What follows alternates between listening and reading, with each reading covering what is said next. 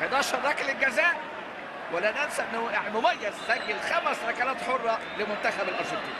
8 اهداف هذا الموسم مع البارسا. اصابه امام اتلتيكو مدريد في 21 سبتمبر، ثم العوده في مباراه الديبور يوم 15 اكتوبر، وامامنا هنا هو عودته للمنتخب ومشاركته في اللقاء اللي خسروه امام البرازيل.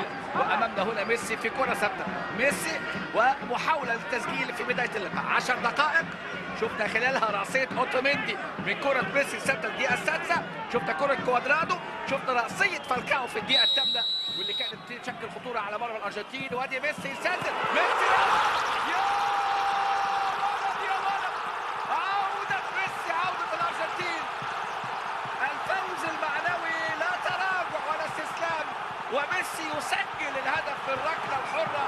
يعني تدرس هذه الكرة، ميسي يسجل فيسعد كل عشاق ومحبي التانجو، عشاق ومحبي الأليو سيليستي. هذه أمامنا ميسي هدف الدولي رقم 57، تفوق على باتيستوتا واللي بيملك 54 هدف.